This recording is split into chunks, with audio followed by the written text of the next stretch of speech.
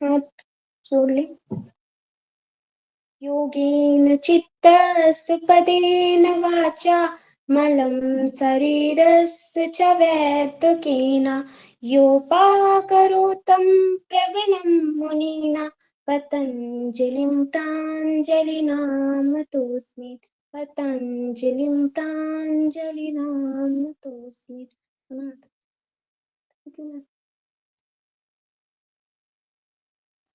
Okay, सभी अपने हाथों को आपस में घर्षण करें, अपनी आंखों पर लेकर जाएं।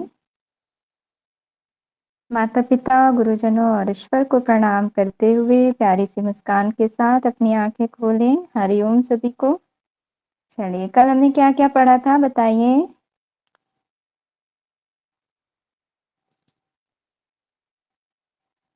कोई भी। मैं बंध के बारे में पढ़ा था। कौन कौन सा बंद पढ़ा था हमने नेहा जी? उड़ियान बंद, जालंधर बंद,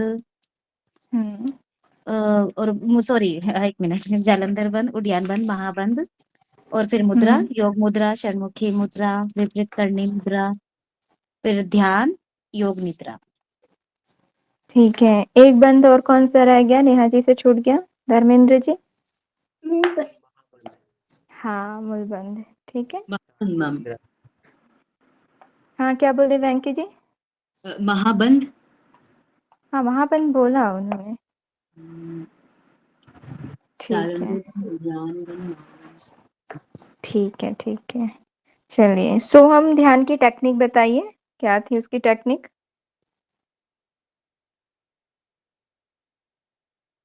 कैसे करना होता है हमको सोहम ध्यान? ये तो स्वतः अपने आप होता है। इसमें सांसों के साथ हमेशा जब श्वास अपने अंदर भी भरा जाता है तो स्व ध्वनि उत्पन्न होता है, ऐसा भावना करना चाहिए। जब हम श्वास को बाहर छोड़ते हैं तो हम ध्वनि। और एक कौन सा उपनिषद में इसी को हंस ध्यान के नाम से भी जानते हैं। उसमें उल्टा होता है, जब श्वास हम भरेंगे तो सॉरी, श्वास हम जो अंदर लेंगे तो हम, श्वास जब छोड़ेंगे तो सो, इस टाइप का कुछ था। इसी पे अवेयरनेस, इसी के प्रति सजग होना या जागरूक होना, निरंतर इसी का चिंतन करना, सो हम जाए। ठीक है, और इसकी टेक्निक कौन बताएगा क्लियर? धर्मेंद्र जी थोड़े से अटक गए हैं। मैम आवाज आ रही है मैम? हाँ जी, आ रही है सौरभ जी। मैम इसमें इसको करने के सबसे पहले हम बैठ जाते हैं, फिर उसके बाद जो है पद्मासन या सिद्धासन सुखासन में, फिर उसको अपने ध्यान को श्वासों पे ले जाते हैं।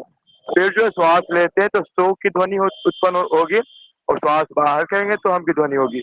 और इसको योग उपनिषद में हंस हंस ध्यान से जानते हैं। तो हंस ध्यान में जो है पहले श्वास को निकालते हैं तो हम की ध्वनि उत्पन्न होती है, फिर श्वास को भरते हैं। यही डिफरेंस है हंस और सो में। ओके, बहुत बढ़िया। जब हम सोहम करते हैं, यानी कि सो की ध्वनि हम जब लेते हैं, तो हमें क्या भावना करनी चाहिए शोभा जी? मैम जो वो है वही मैं।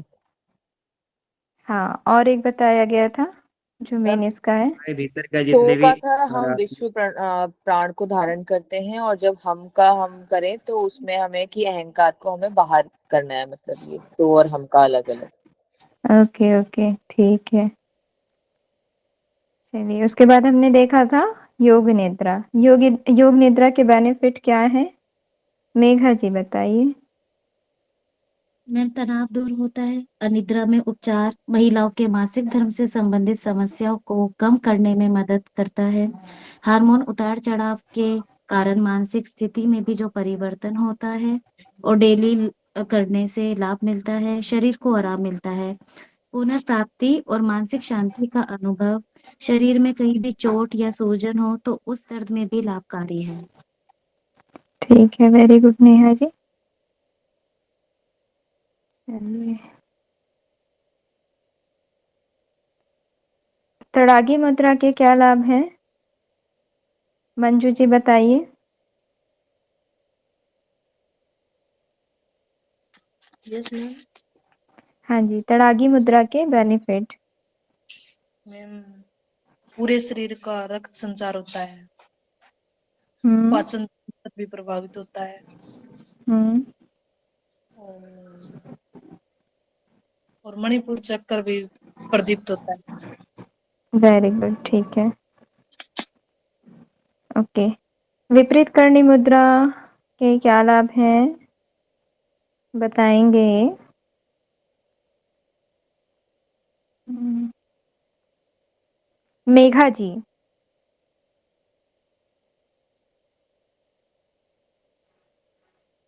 मेघा जी, आवाज आ रही है मेरी? ओके, बाकी सभी टाइप करेंगे। ओके, कौन आंसर करेगा? समय में ड्रेस क्या है? मैम मैं बताऊं? हाँ, कल्पना जी। जी मैम, सातों चक्रों को ये सक्रिय करता है और कुंडलिनी जागरण में भी सहायक होती है। ओके। और ये पाचन तंत्र को ठीक करता है, मतलब भोजन को पचाने में इसकी अहम भूमिका होती है, मतलब हम्म मेन वैसा रहता है तो वैसा। और ये कब्ज जैसी बीमारी से भी निजात दिलाता है। श्वसन संबंधी रोग नष्ट करता है। ओके, ठीक है। जो रह गया है आशा मैम बताइए। Yes ma'am. पाइल्स के लिए अच्छा है, हर्निया के लिए अच्छा है प्रारंभिक अवस्था में, और हम्म कब्ज के लिए, कॉन्स्टिपेशन के लिए भी ये अच्छा है, डाइजेस्टिव सिस्टम के लिए, और भूख और प्यास को बढ़ाता है, सर्दी ठीक है। जुकाम, गले के लिए भी अच्छा है, क्योंकि हमारा थायराइड ग्लैंड वहां पे तो हार्मोन्स का सिक्रीशन करता है, हम्म इसलिए वहां वेरी गुड, विपरीत करनी मुद्रा, हाँ, उसके लिए भी अच्छा है। ठीक है। जालंधर बन के क्या बेनिफिट है? आंसर करेंगे सोनाली जी। बाकी सभी टाइप करिए, मैं देख रही हूँ सबके मैसेज। उनके नेहा जी ने किया है, बहुत बढ़िया। हाँ, इसमें मानसिक विश्राम मिलता है और तनाव, चिंता और क्रोध में लाभकारक। ठीक है, बहुत बढ़िया।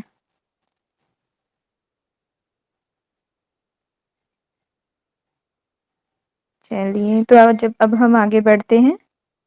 ठीक है, बाकी सब अपने नोट्स बना रहे हैं ना? जिन्होंने नहीं दिखाया था वो मुझे अपने नोट्स की पिक क्लिक करके सेंड करेंगे, ठीक है? ओके, बाकी सबके आंसर आ रहे हैं, बहुत बढ़िया। ठीक है, बहुत बढ़िया। ओके, अब बताइएगा मेरी स्क्रीन विजिबल है क्या?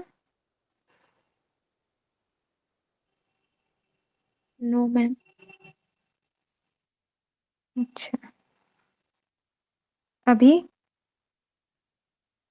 No ma'am. यस अब हो मैम। रही है विजिबल? ठीक है। जी मैम।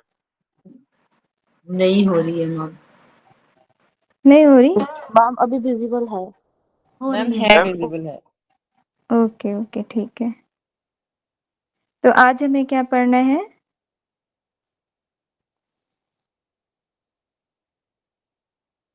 अंतर्मौन। हमने कल, हाँ मौन जी, आजप आजप। ठीक है। कल हमने दो देखा था ध्यान की पद्धतियां में, प्रणव और सोहम जप, है ना? इसका मेथड हमने देखा था, करना कैसे है और कैसे हमको हाँ इसकी भावना करनी है जब हम इस पद्धति को कर रहे हो। तो फिर हमने देखा था योग निद्रा। योग निद्रा के बाद आज हम देखेंगे अंतर्मौन।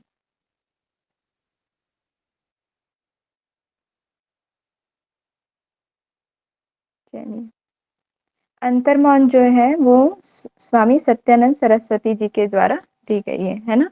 अंतर्मौन एक ध्यान की पद्धति है जो नकारात्मक विचारों और नकारात्मक यादों से मन को शुद्ध करता है। ठीक है, जो भी हमारे नेगेटिव थॉट्स हैं या किसी प्रकार का कोई याद है जिसे हम भूल नहीं पा रहे हैं, तो ये जब हम अंतर्मौन ध्यान करेंगे तो उससे क्या होता है, उन नकारात्मक चीजों से हमारा मन दूर होता है और मन शुद्ध हो जाता है ना? और जो हमारे जीवन की आवश्यक चीजें हैं, जो हमारा लक्ष्य है, उस पर हमारा ध्यान जो है केंद्रित होता है। तो इसको करना कैसे, 6 स्टेप इसके बताए गए हैं, क्या क्या होता है जब हम इस ध्यान को करते हैं। तो इन 6 स्टेप पर हमको चलना होता है, ठीक है? तभी हमारा जो अंतर्मौन ध्यान है वो लाभदायक सिद्ध होता है। तो पहला स्टेप यहाँ पर बताया गया है कि सबसे पहले क्या करना है, हमको इंद्रियों की धारणाओं के बारे में जागरूक होना है। यानी कि जो भी हमारे सेंस हैं, है ना, जो हमारी इंद्रियां हैं, उनके प्रति हमको क्या होना है, अवेयर होना है। ठीक है, तो आप इसको इंग्लिश में लिख सकते हैं अवेयरनेस टू सेंस। ठीक है, तो पहला स्टेप हो गया इंद्रियों की धारणाओं के प्रति जागरूक होना। दूसरा स्टेप है सहज विचारों के प्रति जागरूक होना। ठीक है, जो भी हमारे जब हम इस ध्यान को कर रहे हैं तो जो भी हमारे भीतर विचार चल रहे हैं उनके प्रति अवेयर होना। तीसरा स्टेप है विचारों का सचेत निर्माण और निपटान। ठीक है, जो भी विचार हमारे भीतर जो है निर्माण हो रहे हैं ना, जो भी विचार बन रहे हैं, आ रहे हैं, जा रहे हैं, ठीक है, तो उनको जागरूक होकर देखना और उनको जो है अपने मन से दूर करना। ठीक है, अपने दिमाग से दूर करना। फिर चौथा यहाँ पर बताया गया है सहज विचारों की जागरूकता और निपटान। ठीक है, तो कोई भी अगर हमारे मन में विचार आ रहे हैं तो उससे हमको परेशान नहीं होना है कि अरे मैं तो ऐसे हूं नहीं, ये विचार मेरे मन में कैसे आ रहे हैं। ठीक है, तो वो क्या होता है, जो भी नेगेटिव चीजें होती है ना, जब हम श्वासों पर ध्यान लगाते हैं या किसी प्रकार से हम नॉर्मल बैठकर भी ध्यान करते हैं, तो जो भी हमारे क्या बोलते हैं, जो पूर्व संस्कार होते हैं, है ना, चाहे वो अच्छे हो तो वो बढ़ेंगे, और जो नेगेटिव चीजें होती हैं वो धीरे धीरे क्या होती जाती हैं, दूर होती जाती हैं। ठीक है, तो सहज विचारों के प्रति भी जागरूक होना।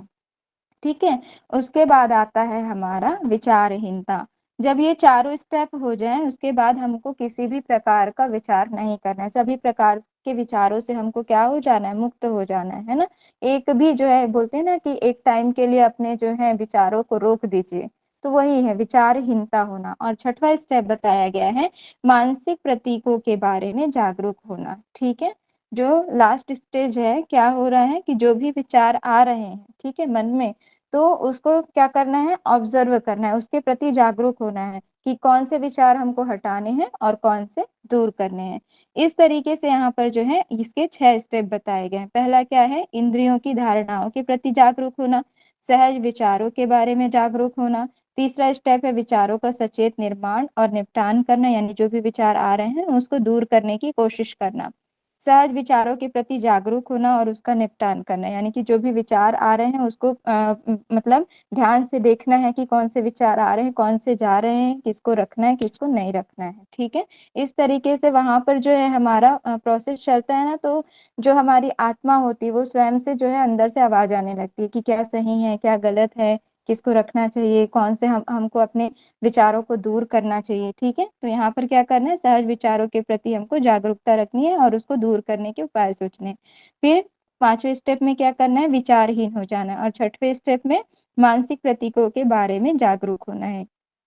ठीक है, तो ये जो है 6 स्टेप यहाँ पर अंतर्मौन के बताए गए हैं, इसे आप याद रख लीजिएगा, सीक्वेंस में पूछा जाता है।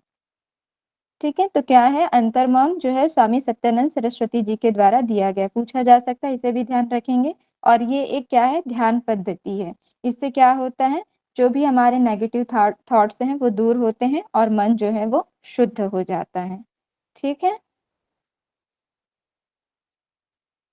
चलिए, इससे भी अभी एक क्वेश्चन पूछा गया था अंतर्मौन से। वो क्वेश्चन मुझे याद नहीं आ रहा, मैं आप लोग को देख के बता दूंगी। ठीक है, चलिए, कौन सी डिसीज में जो है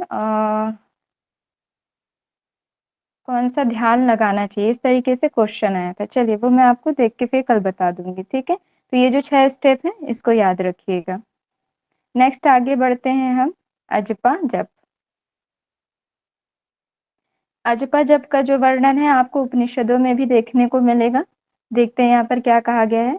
अजपा जप जो है वो मंत्र ध्यान का एक रूप है ना, यानी कि मंत्रों के माध्यम से जो हम ध्यान करते हैं उसे ही क्या कहा जाता है, अजपा जप। ध्यान करने बैठेंगे और मंत्र हमारे जो है भीतर भीतर चलते रहते हैं ना।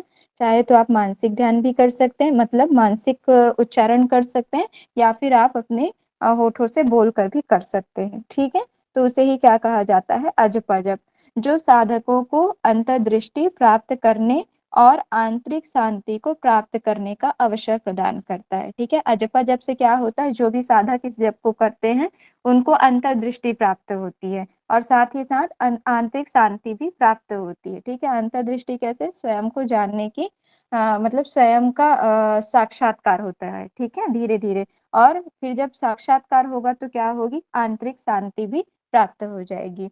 इस जाप में एक पवित्र मंत्र को मन में या मुख से जपना शामिल है, ठीक है। तो क्या करते हैं जपा जप में, कोई भी आप मंत्र ले लीजिए, मतलब जो आपके गुरु के द्वारा दिया गया हो, उसे आप मन में या मुख से दिन भर प्रतिदिन आप जपते रहिए। या फिर आपको कोई मंत्र अगर प्राप्त नहीं हुआ है तो जिस भी आप इष्ट को मानते हो उनके नाम का भी आप निरंतर जाप कर सकते हैं, ठीक है। उसे ही कहा जाता है अजपा जप।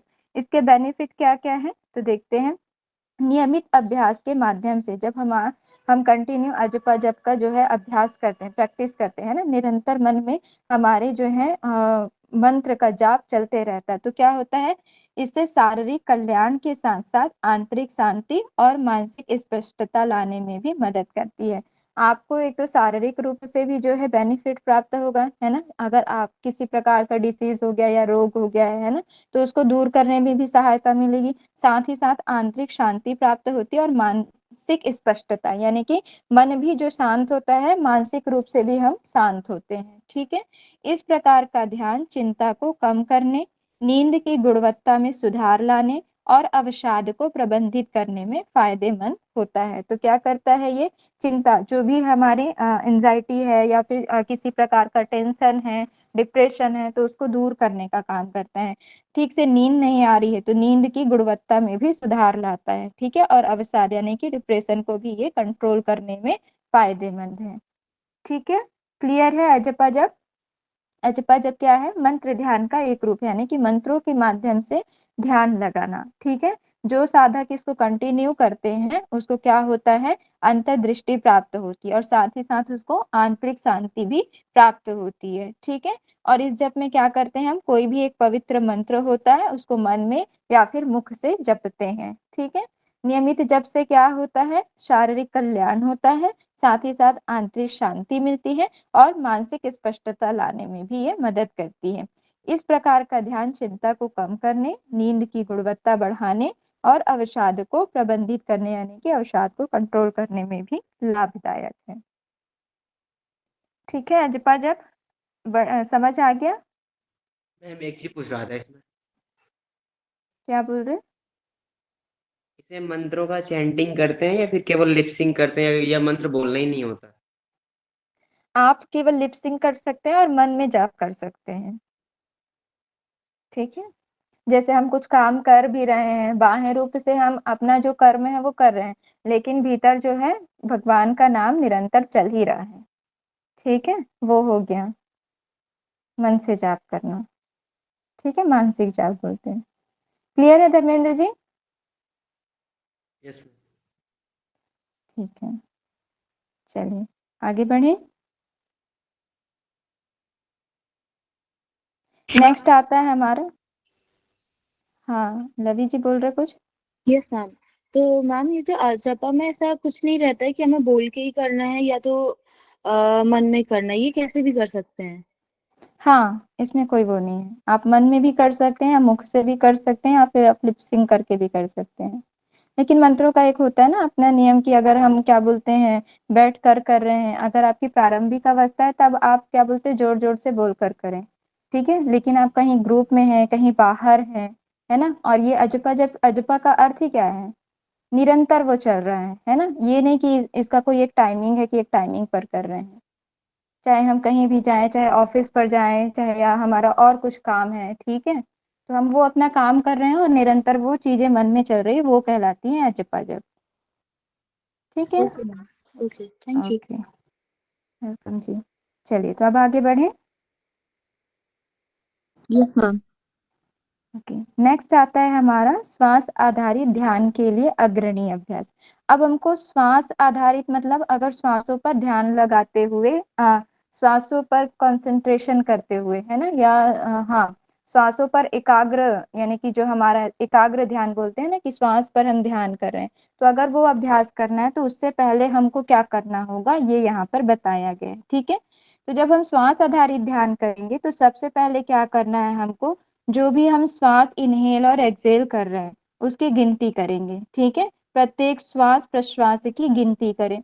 मान लीजिए हमने कोई भी सुखासन पद्मासन किसी भी हमने आसन में बैठा जिसमें हम कंफर्टेबल हो, ठीक है, और हमको श्वास आधारित यानी अपने श्वासों पर ध्यान लगाते हुए ध्यान करना है, ठीक है। तो क्या करना पड़ेगा उससे पहले कि जो भी हम इनहेल और एक्सेल कर रहे हैं उस पर कंसंट्रेशन करते हुए उन इनहेल और एक्सेल को काउंट करेंगे, ठीक है। दूसरा क्या बोला गया है, प्रवाह का अनुभव करना। अब सांस के प्रवाह का अनुभव करें, यानी कि हम किस तरीके से श्वास ले रहे हैं, धीमी गति से, है ना, या फिर थोड़े से फास्ट ले रहे हैं, मध्यम गति से ले रहे हैं, तो उस प्रवाह को, जो श्वास की गति है, उसको हमको अनुभव करना है, ठीक है। फिर तीसरा यहाँ पर बोला गया है अनुभूति का अनुभव करना। अब वो श्वास लेते हुए जब हम जो चीज हम फील कर रहे हैं उस सूक्ष्म संवेदना को हमको अनुभव करना है। अनुभूति का अनुभव अर्थात सूक्ष्म संवेदना का अनुभव करें। जैसे अगर किसी को प्राणायाम या ध्यान कराए उसके बाद फिर हम पूछते हैं ना उनसे कि कैसे लगा आपको, ध्यान करके क्या फील हुआ, तो कई कई लोगों का जो है जवाब आता है कि हम क्या फील किए उसको शब्दों में नहीं बता सकते, है ना। तो उन जो उस ध्यान को कर रहे हैं तो जो उनको फील हो रहा है, ठीक है, तो जो भी हम उस ध्यान के समय पर जो हम फील कर रहे हैं उन चीजों को अनुभव करना, उसे ही कहा जाता है सूक्ष्म संवेदना, ठीक है। तो सूक्ष्म संवेदना का अनुभव करना। फिर क्या करना है, सांस को नाक से अंदर और बाहर छोड़ना, यानी कि जो भी हम श्वास ले रहे हैं उसको क्या करना है, अपने नोस्ट्रिल से, नोज से ही अंदर और बाहर लेना है। फिर क्या करना है, किसी शब्द या वाक्यांश को दोहराना। कोई भी आप शब्द ले सकते हैं या कोई वाक्य ले सकते हैं, ठीक है। शब्द या वाक्य का मतलब ये हो गया, जनरली तो हम क्या करते हैं, या तो हम अपने इष्ट का नाम ले रहे होते हैं या कोई हमारा मंत्र होता है जिसको हमको करना होता है। तो उस श्वासों के दौरान जो है, श्वास जब हम ध्यान कर रहे होते हैं, ले रहे छोड़ रहे होते हैं, तो हम क्या करते हैं, वो मंत्र को रिपीट कर रहे होते हैं। तो आप किसी शब्द या वाक्यांश को लेकर, ठीक है, या फिर किसी प्रकार का अफर्मेशन हो गया कि मैं स्ट्रांग हूँ, है ना, मैं बहुत ऊर्जावान हूँ, ठीक है, मैं बहुत सुंदर हूँ अपने गुणों से, अपने रूपों से, अपने कर्मों से। तो ये कोई छोटा छोटा शब्द लेकर जो है इसको आप बार बार दोहरा सकते हैं। तो यहाँ पर क्या बोला गया है, जब हम श्वास आधारित ध्यान करें तो उससे पहले क्या करना है, हमको कोई शब्द या छोटा वाक्यांश चुने और उसको बार बार उन श्वासों के साथ रिपीट करते रहना है, ठीक है। तो ये सारी चीजें करनी है जब हम श्वास आधारित ध्यान करेंगे। तो क्या करना है, सबसे पहले हमको जो भी हम इनहेल और एक्सेल कर रहे हैं उसको पहले काउंट करना है, ठीक है। काउंट करने के साथ उस श्वासों की गति को भी हमको अनुभव करना है। उस गति के मतलब जो हम श्वास ले रहे हैं और छोड़ रहे हैं, ठीक है, उस क्रिया के दौरान जो हमको फील हो रहा है, मान लीजिए कभी कभी हमें लगता है कि बहुत शांति मिली, है ना, बहुत अच्छा फील हो रहा है, आज मुझे बहुत खुशी हो रही है, मतलब अंदर से ही वो आनंद का अनुभव आने लगता है। तो उसी जो आनंद का अनुभव है उसको ही क्या करना है, अनुभव करना है। जो भी अनुभूति हो रही है उसको अनुभव करना है। श्वासों से ही नाक से ही श्वास लेना और छोड़ना है, मुख बंद रखना है इसमें, ठीक है। फिर उसके बाद हमें किसी शब्द या वाक्यांश का जो है चुनाव करना है और बार बार उनको श्वासों के साथ रिपीट करना, इनहेल और एक्सेल के दौरान, ठीक है। ये क्लियर है श्वास आधारित ध्यान के लिए अग्रणी अभ्यास, या एक बार और बताऊं, आवाज आ रही मेरी, या कोई सो तो नहीं गए? नहीं मैम, आ रही है आपकी आवाज। नहीं मैम, आ रही है, समझ में हाँ आ जी, रही है। ठीक है, बोला कीजिए, वरना मुझे लगता है कि क्या हुआ, समझ आ रहा है कि नहीं आ रहा है। ओके, ज्यादा ठीक है। फास्ट तो नहीं हो रहा है ना, थोड़ा स्लो बताऊं? नहीं नहीं, ठीक है नहीं मैम। मैम। ठीक है मैम। ओके, ठीक है, तो ये क्लियर है? Yes ma'am. Yes ma'am. चलिए ठीक है। तो ये जो है ना स्टेप आप याद रखेंगे कि सबसे पहले क्या करना होता है, हमको श्वासों को काउंट करना होता है, फिर उसकी जो गति होती है, जो प्रवाह होता है उसको अनुभव करना होता है, फिर उन श्वासों की गति के दौरान जो हमें फील हो रहा होता है उसको अनुभव करना होता है। फिर यहाँ पर बोला गया है कि हमको जो है श्वास नाक से ही, जो है हमारे नोज है उससे ही इनहेल एक्सेल करना है, ठीक है, मुख से यहाँ पर नहीं करने के लिए बोला गया है। और साथ ही साथ क्या करना है, किसी शब्द या वाक्यांश को बार बार रिपीट करना है, ठीक है। चलिए नेक्स्ट आते हैं। नेक्स्ट है हमारा ओम के ध्यान के लिए अग्रणी अभ्यास। जब हमको ओम का ध्यान करना हो या ओम के उच्चारण पर ध्यान लगाना हो, ठीक है, प्रणव ध्यान करना हो, तो क्या करना है, उससे पहले हमारी स्थिति कैसी होनी चाहिए, क्या अभ्यास हमारा होना चाहिए, वो यहाँ पर बताया गया है। तो सबसे यहाँ पर पहले बोला जा रहा है एक आरामदायक स्थिति खोजें, ठीक है। सबसे पहले आपको क्या करना है, एकांत स्थान ढूंढना है और आरामदायक स्थिति, यानी कि आपके जो बैठने के आसन हो वो कंफर्टेबल हो। जिस भी आप आसन में कर रहे हो आप उसमें सुखपूर्वक आराम से, उसमें मतलब आपकी स्थिति जो है वो आराम वाली होनी चाहिए। किसी प्रकार का खींचतान या खिंचाव या टेंशन उसमें महसूस नहीं होना चाहिए। ठीक है, तो क्या है, एक आरामदायक स्थिति खोजें। कमल की मुद्रा में या अपने बिस्तर पर बैठे। ये कमल की मुद्रा क्या है भाई, बताइए। पद्मासन। मैम हाँ पद्मासन। जी, ठीक है। हाँ, या तो आप पद्मासन में या फिर आप बेड पर भी बैठकर कर सकते हैं। और बैठने के बाद क्या करना है, अपनी पीठ को सीधा रखना है, अपने मेरुदंड को सीधा रखना है। ठीक है, मेरुदंड सीधे रखने की बात क्यों कही जाती है? इसमें ताकि सप्त माइंड तक चक्र ऑक्सीजन को। मैं नाड़ियों के बैलेंसिंग के लिए, सुषुम्ना, ईड़ा, पिंगला के लिए। हाँ जी, ठीक है। एक तो कहा गया कि हमारे माइंड तक ऑक्सीजन पहुंचनी चाहिए। ठीक है, ये साइंटिफिक हो गया। नेक्स्ट जो हमारा है, नाड़ियों का भी सही ढंग से, जो नाड़ियों की गति है वो सही, मतलब जो प्रवाह है वो सही तरीके से होना चाहिए। और मेन जो हमारे चक्रों का स्थान है वो कहाँ बताया गया है, मेरुदंड पर बताया गया है। जब हम सही तरीके से अपने मेरुदंड को सीधे रखते हैं और सही स्थिति में बैठकर जब हम करते हैं तो क्या होता है, धीरे धीरे हमारे जो चक्र हैं वो एक्टिव होने लगते हैं, है ना, कुंडलिनी जागरण होने लगती है धीरे धीरे। तो ये स्थिति कब आएगी, जब आपका अभ्यास जो है कंटिन्यूटी हो, है ना, और आप एकदम शुद्ध और निर्मल पवित्र भावों को धारण किए हो, तब ये सारी चीजें जो है, और जैसे जैसे हमारा दृढ़ अभ्यास होता जाएगा वैसे वैसे ये चीजें बढ़ती जाएंगी। ठीक है, तो क्या करना है, सबसे पहले हमको एक आरामदायक स्थिति खोजनी है ना, पद्मासन की मुद्रा में या फिर आप बेड पर भी बैठकर कर सकते हैं। अपने पीठ को सीधा रखना है। उसके बाद क्या करना है, अपनी आंखें बंद करें और अपने श्वास को नियंत्रित करें। ठीक है, श्वास लें और श्वास छोड़ते हुए ओम का जप करना है। तो क्या करना है, सबसे पहले आरामदायक स्थिति में बैठ जाना है जिसमें भी आप कंफर्टेबल हो, है ना। यहाँ पर तो मेनली ऐसे बोला गया है कि क्या करना है, पद्मासन की मुद्रा में बैठकर आप कर सकते हैं, नॉर्मल बेड पर बैठकर कर सकते हैं। अपने मेरुदंड को सीधी रखनी है, अपनी आंखें बंद करनी है और श्वासों पर नियंत्रण करना है, इनहेल और एक्सेल पर फोकस करना है। और उसके बाद क्या करना है, ओम का जप करना है। फिर कंपन महसूस करें, यानी कि जब हम ओम का जप करते हैं तो आप लोगों ने देखा होगा कि थोड़ा सा हल्का सा वाइब्रेशन होता है ना। तो वो ओम के थ्रू जो वाइब्रेशन हो रहा है उसको फील करना है। अपनी बाईं हथेली को ऊपर की ओर मोड़ें और उसे अपनी नाभि के पास रखें। ठीक है, अपनी बाईं हथेली को ऊपर से मोड़ कर लाना है और अपने नाभि के पास रखने की बात कही गई है। शरीर के माध्यम से चलने वाले कंपन को महसूस करना है। नाभि पर ही रखने की बात क्यों कही गई, अनाहत चक्र में भी बोल सकते थे, आज्ञा चक्र में भी रखने बोल सकते थे। नाड़ियों का मूल स्थान नाभि है, इस वजह से। ये भी, लेकिन ओम जो है कितने अक्षरों से मिलकर बना है?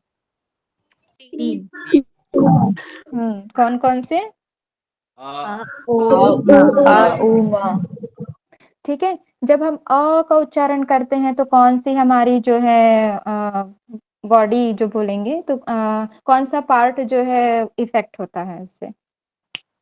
नाभिस्थान, नाभि। नाभि तत्व। मणिपुर चक्र। हाँ जी, ठीक है। जब हम आ का उच्चारण करेंगे तो आप अपने नाभि पर हाथ रख कर देखिएगा, वहां पर हल्का सा कंपन महसूस होगा। ऊ का उच्चारण करेंगे तो कौन सा होगा हमारा? शुद्धि चक्र। अनाहत चक्र, अनाहत, अनाहत चक्र। है ना। और फिर जब हम म का उच्चारण करेंगे तो हमारा आज्ञा चक्र जो है वो वाइब्रेट होता है। ठीक है, इसलिए यहाँ पर कहा गया है कि ओम का उच्चारण अ उ म, है ना। तो जो है पहली स्थिति हमारी जो है पहली ध्वनि है, तो इसलिए बोला गया है कि अपने बाईं हाथ को ऊपर उठाकर मोड़ें और अपनी नाभि के पास रखें। शरीर के माध्यम से चलने वाले कंपन को आप महसूस करें। ठीक है, तो ये सारी चीजें करनी है और उसके बाद जब आपको ये महसूस होने लगेगा फिर आप बिना हाथ रखे भी उस वाइब्रेशन को महसूस करने लगेंगे। ठीक है, कभी कभी क्या होता है, हल्के से जो है रोए भी वो होने लगते हैं, उठने लगते हैं। आप लोगों ने फील किया है ये चीज? वही वाला फील किया मैम। हाँ जी, और किसी ने? जो शरीर के लोम है, ठीक है, लोम को क्या बोलते हैं, रोए बोलते हैं, है ना। उपनिषद में आप लोग रोए को पढ़ेंगे क्या, लोम बोला जाता है वहां पर। तो जब आप ओम का उच्चारण जब आप निरंतर करेंगे ना, तो ये सारी चीजें होने लगती हैं। उसके बाद फिर धीरे धीरे आप वाइब्रेशन भी महसूस करेंगे। फिर उसके बाद जब और आगे स्थिति बढ़ेगी तो फिर तो कुछ कहा नहीं जा सकता कि क्या क्या फील होगा, वहां पे अनुभव होगा, है ना। ठीक है, इसलिए निरंतर कम से कम ये जो है ओम का ध्यान करना चाहिए 5 से 10 मिनट। ठीक है, तो आप लोग अभी प्राणायाम आसन का अभ्यास करते हैं कि नहीं करते? करते हैं मैम। मैम। ठीक है, हाँ जी, करिएगा। एग्जाम आए तो भी आप लोग इसको छोड़िएगा नहीं, ठीक है, क्योंकि ये सारी चीजें जो है एग्जाम में भी बेनिफिट करते हैं ना।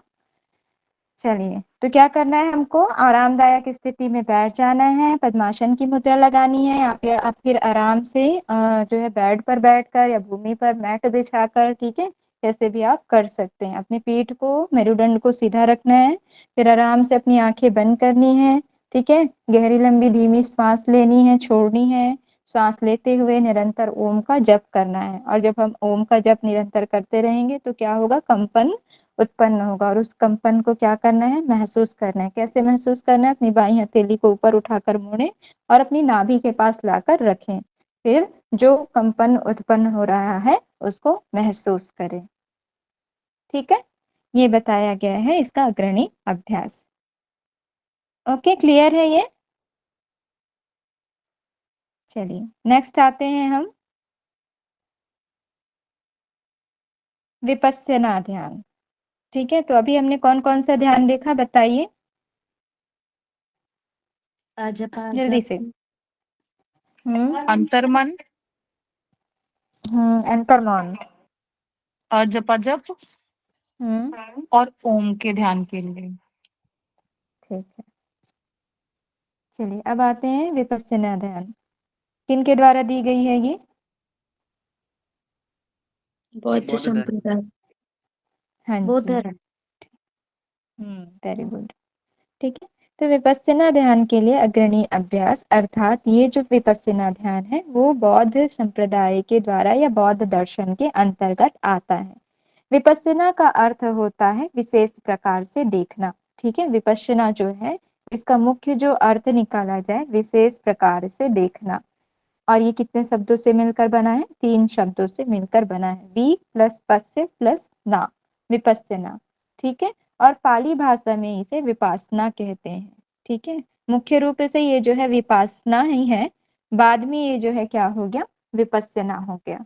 ठीक है, तो विपस्सना का अर्थ है विशेष प्रकार से देखना, और पाली भाषा में इसे क्या कहा जाता है, विपासना कहा जाता है।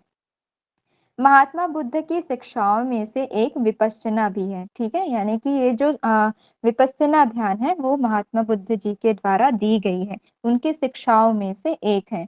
यह वास्तव में सत्य की उपासना है।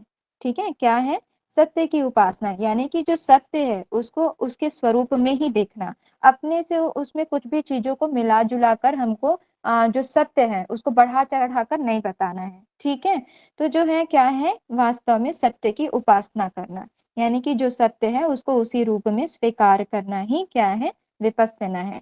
सत्य में जीने का अभ्यास है। ठीक है, विपस्सना को क्या कहा गया है, सत्य में जीने का अभ्यास है। विपस्सना सम्यक ज्ञान है, जो जैसा है उसे ठीक वैसा ही देख समझकर जो आचरण होगा वही सही और कल्याणकारी सम्यक आचरण होगा। ठीक है, यानी कि जो जैसा है उसे ठीक वैसा ही स्वीकार करना, उसे देखकर समझकर अपने आचरण में लाना। ठीक है, यानी कि जो भी आप देख रहे हैं सुन रहे हैं उसको अच्छे से समझिए, जो सत्य है, जैसे कि सत्य क्या है, ईश्वर ही एक सत्य है ना। बाकी इस संसार में क्या है, सब झूठ है। एक टाइम के बाद क्या होगा, सब चीज नष्ट हो जाएगा। तो जो इस चीज को समझ लेता है और जो इस चीज को समझते हुए केवल ईश्वर की ही उपासना करता है, ईश्वर का ही ध्यान करता है, भौतिक जगत के भोगों में वो ज्यादा अपने आप को लिप्त नहीं करता है। ठीक है, तो उसने क्या किया, जो सही है, जो सत्य है उसको वैसे ही स्वीकार कर रहा है। ठीक है, और जो ग्रंथ में जैसा आचरण करने के लिए बताया गया है, कैसा मनुष्य जीवन कैसा होना चाहिए, सत्य का पालन करें, धर्म का पालन करें, है ना, असत्य ना बोले, अहिंसा ना करें, है ना। तो जो चीजें जैसी हैं उसको वैसा समझकर अपने आचरण में लाना, उनका वैसे ही पालन करना क्या है, विपස්සना है। विपस्सना आत्मनिरीक्षण की एक प्रभावकारी विधि है, इससे आत्मशुद्धि होती है। तो विपस्सना क्या है? आत्मनिरीक्षण, है ना, स्वयं को जानना। क्या बोलते हैं कि जब हम स्वयं को जान लेते हैं, है ना, स्वयं के विषय में जान लेते हैं, जब हमें आत्म साक्षात्कार हो जाता है, तब हमें परमात्मा का ज्ञान हो जाता है। आत्म साक्षात्कार कैसे होगा, बताइए, कैसे होगा आत्म साक्षात्कार? जब अविद्या का नाश हो जाएगा, जो सारे क्लेश हैं, जो विकार हैं, वो दूर हो जाएंगे, तो क्या होगा? आत्म साक्षात्कार हो जाएगा। इसीलिए यहाँ पर क्या कहा गया है कि विपस्सना एक ऐसी टेक्निक है जिसके माध्यम से आत्मनिरीक्षण होता है ना, आत्म शुद्धि हो जाती है। ठीक है, तो ये जो है विपस्सना का बताया गया है। ये महात्मा बुद्ध की शिक्षाओं में से एक है। क्या है विपस्सना? तो वास्तव में सत्य की उपासना करना और सत्य में जीने का अभ्यास ही क्या है? विपस्सना है। ठीक है, विपस्सना जो है सम्यक ज्ञान है ना। महात्मा बुद्ध ने अष्टांगिक मार्ग बताए हैं, है ना। कौन कौन से हैं, याद है किसी को? यम, नियम, आसन, प्राणायाम, प्रत्याहार, धारणा, ध्यान, समाधि। हाँ, ये किसने बताया है? ये महर्षि पतंजलि ने बताया। पतंजलि। हाँ जी, ओके।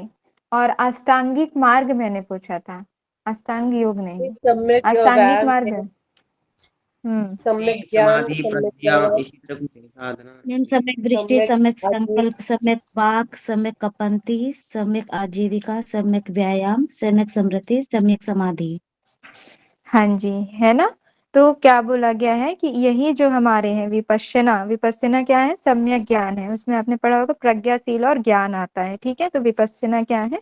सम्यक ज्ञान है, अर्थात जो जैसा है उसे ठीक, अगर साधक या कोई व्यक्ति उसे जो है स्वीकार कर लेता है, अपने आचरण में ले आता है, तो क्या होता है? उसका जीवन जो है वो कल्याणकारी हो जाता है, और उसका आचरण भी क्या होता है? कल्याणकारी होता है।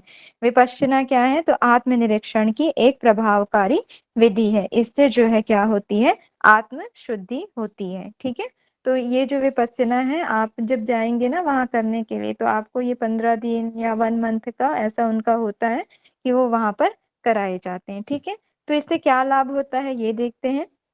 विपस्सना से क्या होता है? तनाव जो है वो हट जाता है, जो भी किसी प्रकार का टेंशन है ना, डिप्रेशन है, वो हट जाता है।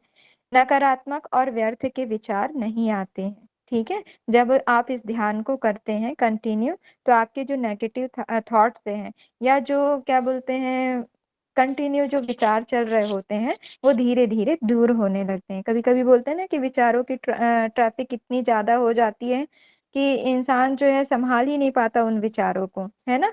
तो ये जो व्यर्थ के विचार आ रहे होते हैं, वो इस टेक्निक से दूर हो जाती है। मन में हमेशा शांति बनी रहती है। शरीर के सारे संताप मिट जाते हैं, जो भी कष्ट है, जो दुख है शरीर में, वो दूर हो जाते हैं, और काया क्या होता है? निरोगी होने लगता है। ठीक है, कभी कभी मनुष्य जो है अपने रोगों से ही इतना दुखी हो जाता है कि कभी कभी वो सुसाइड करने का भी सोच लेता है ना। तो क्या होता है, जब इस टेक्निक को करते हैं, तो शरीर के जो सारे संताप हैं, जो दुख हैं, वो मिटने लगते हैं धीरे धीरे, और काया क्या होता है? निरोगी होने लगता है। इसका सबसे बड़ा लाभ यह है कि यदि आप इसे निरंतर करते हैं, तो आत्म साक्षात्कार होने लगता है, और सिद्धियां स्वतः ही सिद्ध हो जाती हैं। ठीक है, जब इस ध्यान को, इस टेक्निक को आप कंटिन्यू करते हैं, तो क्या होता है? आत्म साक्षात्कार होने लगता है, हम स्वयं के बारे में जानने लगते हैं, है ना, परमात्मा का जब हम चिंतन करने लगते हैं। और सिद्धियां, जो भी सिद्धियां हैं, जैसे कि अष्ट सिद्धियां वगैरह और भी बहुत सारी विभूतियां बताई गई हैं, तो वो क्या होती हैं? स्वतः ही सिद्ध होने लगती हैं। ठीक है, तो विपस्सना के लाभ: तनाव दूर होता है, नकारात्मक और व्यर्थ के विचार नहीं आते हैं, है ना, वो जो विचार आते हैं वो रुक जाते हैं। मन में हमेशा शांति बने रहती है, आनंद का अनुभव करते हैं, शरीर के सारे संताप मिट जाते हैं, और काया क्या हो जाता है? निरोगी होने लगता है। और साथ ही साथ जब हम इसको कंटिन्यू करते हैं, तो साक्षात आत्म साक्षात्कार होने लगता है, और सिद्धियां स्वतः ही सिद्ध हो जाती हैं। ठीक है, क्लियर है ये? तो ये सारी चीजें आप याद करिएगा। ठीक है, इधर के जो ध्यान वाले ये सब है ना टॉपिक, ये सब याद करने वाले हैं। ठीक है, तो इसको आप लोग अच्छे से रट्टा मार लीजिएगा। मैम ठीक है, और इसकी रट्टा भी क्या मारना है तो समझते हुए। हाँ जी, बोलिए। इसकी विधि कैसे है? इसकी विधि यहाँ पर ये कराई जाती है कि आप वहां पर जाएंगे ना, तो आपको तो पहले एक दिन पहले हल्का भोजन देंगे, और उसके बाद फिर जो है धीरे धीरे आपके भोजन की जो क्वांटिटी है वो कम होने लगती है। और ये ध्यान ही कराया जाता है, श्वासों पर जो ध्यान होता है उस पर कराया जाता है। ठीक है, ओके। चलिए, नेक्स्ट आता है हमारा कौन सा ध्यान? प्रेक्षा ध्यान।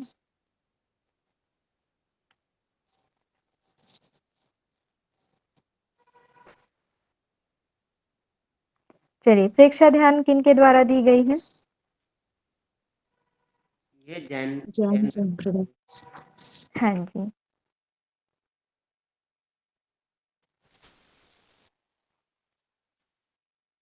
चलिए, ये भी विपश्यना ध्यान की ही तरह है। इसमें भी सत्य को ही स्वीकार करना है जैसे वो जिस रूप में है।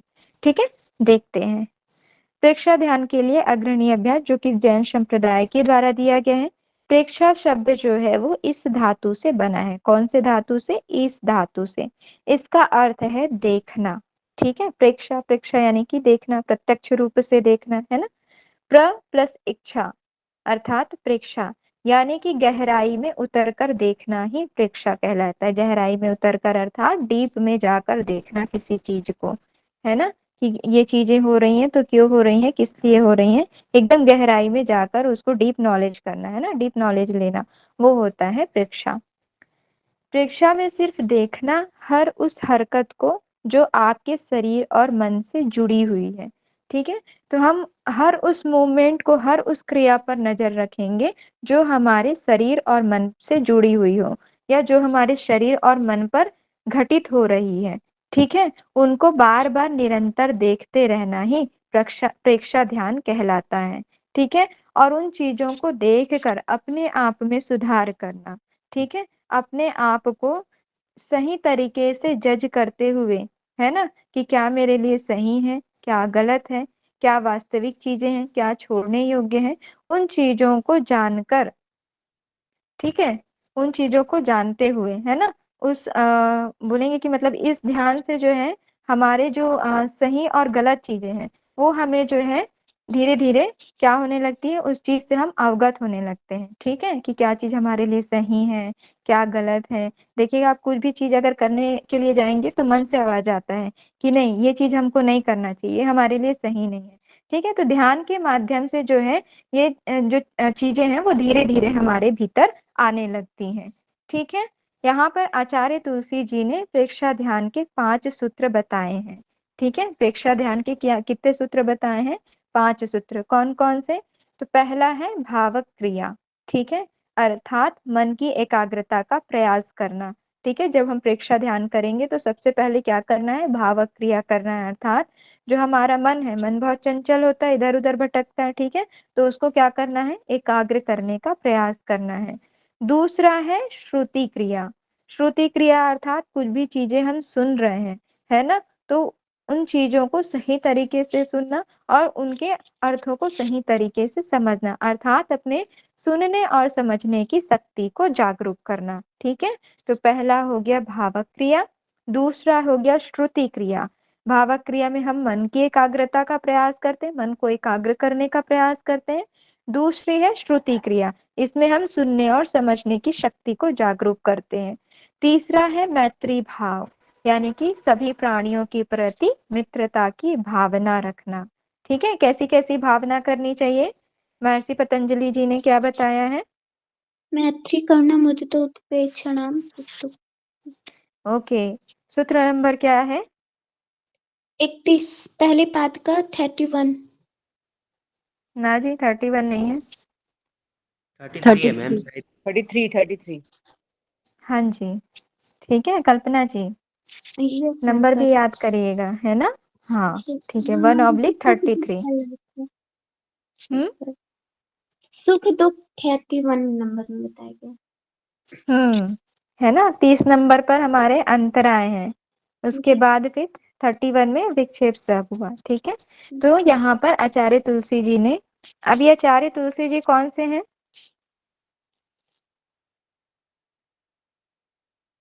क्या आचार्य गो तुलसी जी को आप लोग जानते हैं? गोस्वामी तुलसी जी। हाँ जी, वो नहीं है। ठीक है, गोस्वामी तुलसी जी नहीं है, ये आचार्य अच्छा तुलसी जी। अच्छा। ये हाँ, जैन का इसीलिए। कोई सिद्ध महात्मा है, जैनी जैनी हाँ जैनी। हाँ जी, ठीक है, तुलसीदास जी नहीं, इसीलिए मैंने पूछा कि आप लोग कहीं उनको तो नहीं समझ रहे हैं। गोस्वामी तुलसीदास जी नहीं है, ये जैन संप्रदाय के सिद्ध संत हैं। ठीक है, तो आचार्य तुलसी जी ने यहाँ प्रेक्षा ध्यान के 5 सूत्र बताए हैं। तो पहला क्या करना है? भावक क्रिया करनी, अर्थात मन को एकाग्र करने का प्रयास करना है। दूसरा श्रुति क्रिया, जो भी हमारे सुनने और समझने की शक्ति है उसको जागरूक करना है। तीसरा है मैत्री भाव, सभी प्राणियों के प्रति मित्रता की भावना रखनी है ना, घृणा किसी प्रकार से हमको नहीं करना है, जो घृणा की भावना है उसको त्याग करना है। चौथा, भोजन का संयम। ठीक है, भोजन पर हमको संयम करना है, ये नहीं कि हर वक्त हम खाते रहें, हमारा एक नियमित समय होना चाहिए कि हमको इस समय पे खाना है, इस समय पर सोना है, इस समय पर उठना है ना। तो भोजन का संयम जरूरी है, यानी कि सात्विक भोजन, और सात्विक जो हमारे शरीर के लिए सही हो वैसा हमको भोजन लेना है। ठीक है, पांचवा है वाणी पर संयम, है ना। वाणी ही जो है हमको सबका शत्रु और सबका मित्र बनाता है। ठीक है, अच्छी वाणी बोलेंगे, है ना, पवित्र भाव से बोले जाने वाले शब्द क्या करते हैं? सबको हमारे पास लेकर आते हैं। और हम अगर कड़वा बोले मतलब यहाँ पर दूसरा है ना, कड़वा बोले यानी कि सत्य हो जाना, लेकिन मीठा मीठा बोल रहे हैं, है ना, बोलते हैं ना कि मन में कुछ और बाहर कुछ और, है ना। तो वाणी पर भी हमको क्या करना है? संयम करना है, किसी का दिल नहीं दुखाना है ना। ठीक है, तो ये 5 चीजें यहाँ पर बताई गई हैं। पहला भावक क्रिया, दूसरा श्रुति क्रिया, तीसरा मैत्री भाव, चौथा भोजन का संयम, और पांचवा वाणी का संयम। ये 5 चीजें बताई गई हैं। ठीक है, प्रेक्षा शब्द किससे बना है? इस धातु से बना है, जिसका अर्थ क्या होता है? देखना। और देखना कैसे है? गहराई में उतरकर देखना है। ठीक है, और किस पर, किन चीजों को देखना है? तो जो भी हमारे शरीर और मन से जुड़ी हुई हरकतें हो रही हैं, है ना, जो भी हम अपने मन पर और हमारे शरीर पर जो चीजें चल रही हैं उसको ध्यान से देखना, ऑब्जर्व करना ही क्या कहलाता है? प्रेक्षा ध्यान कहलाता है। फिर आगे देखते हैं, आचार्य तुलसी जी ने किसी भी विशेष लक्ष्य की प्राप्ति के लिए 4 सूत्री योजना निर्मित किए हैं। ठीक है, अगर आपका कोई विशेष लक्ष्य है, उसको प्राप्त करना है, तो उसके लिए उन्होंने 4 सूत्र बताए हैं। पहला हो गया अभिप्रेरणा, दूसरा एकाग्रता, तीसरा शीतलीकरण, और चौथा दृष्टा भाव। ठीक है, इन 4 सूत्रों को बताया है अगर हम किसी विशेष लक्ष्य की प्राप्ति करना चाहते हैं तो। अभिप्रेरणा, एकाग्रता, शीतलीकरण और दृष्टा भाव। ठीक है, नेक्स्ट आते हैं, इस साधना पद्धति के 8 प्रयोग हैं, यानी कि ये जो टेक्निक बताई गई है 8 स्टेप से होकर गुजरती है। सबसे पहले आता है हमारा कायोत्सर्ग या शवासन। ठीक है, इसमें क्या करना होता है? मैम स्क्रीन प्रेजेंट नहीं हो रही। सभी को नहीं हो रही है? नहीं, हमें तो शो हो हो रही रही है। है ना? हमें हो रही है मैम। हो रही है जी। ओके वेंकी जी, आप चेक करिए अपने side network.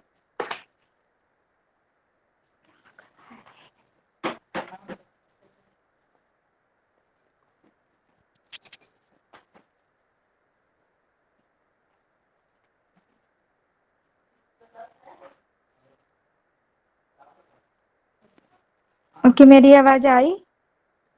Yes ma'am. Yes ma'am. चलिए, ठीक है, सभी को क्लियर है ना स्क्रीन? जी मैम। ठीक है, तो यहाँ पर जो है प्रेक्षा ध्यान के 8 स्टेप हैं। कौन कौन से?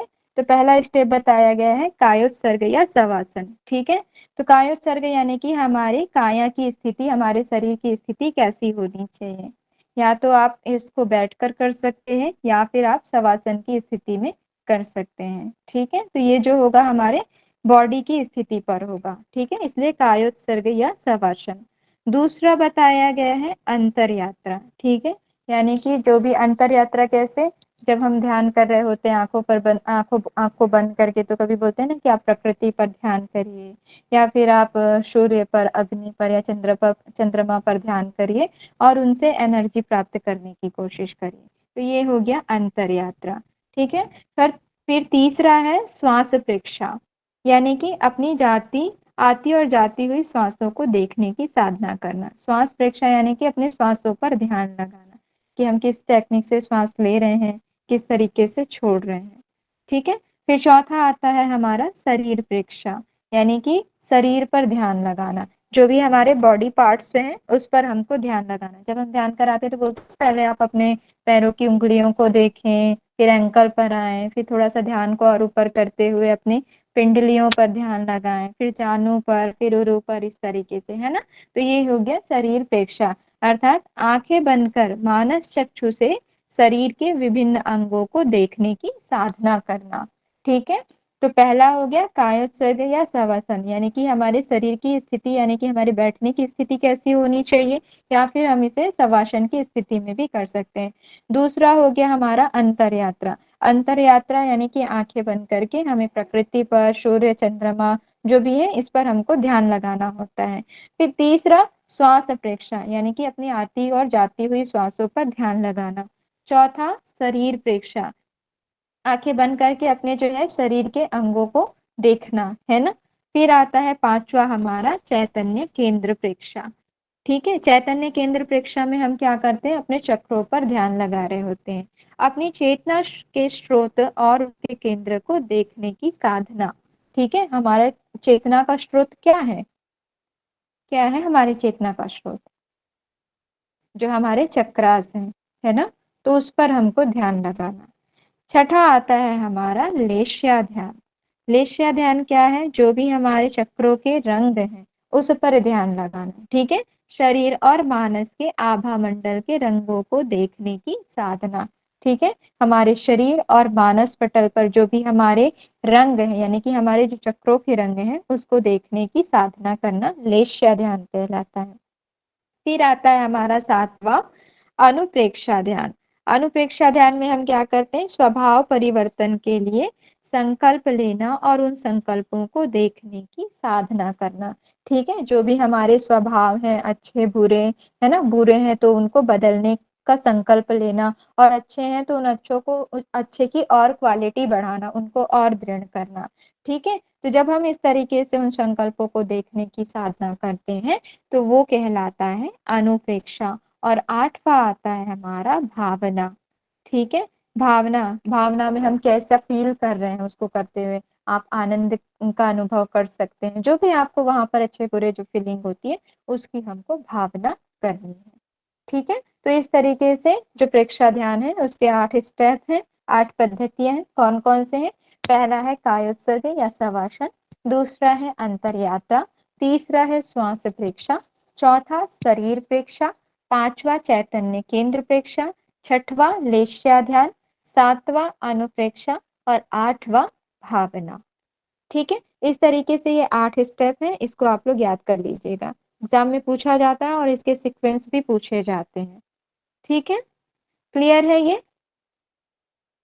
तो प्रेक्षा ध्यान जो है वो आचार्य तुलसी जी के द्वारा दी गई है ना।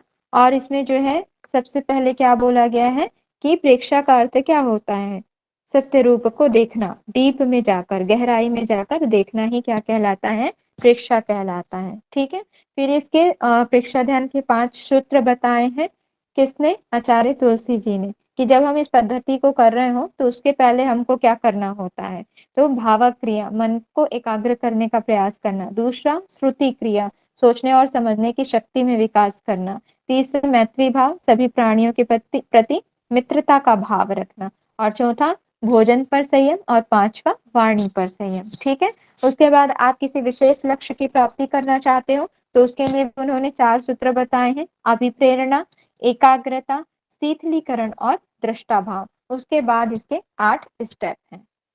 ठीक है, क्लियर है ये? Yes ma'am. मेरी आवाज आ रही है? हाँ, जी मैम। ओके। चलिए, तो आज यहीं तक हम रखते हैं। फिर ये जो है हमारा समकालीन यौगिक अभ्यास, ये हम कल करेंगे। ठीक है, ये हमारा लास्ट टॉपिक है। उसके बाद फिर हमारा जो है ये कंप्लीट हो जाएगा यूनिट 10। चलिए, किसी को कोई डाउट हो तो पूछ लीजिए। टाइम है, हो गया है टाइम, चलिए।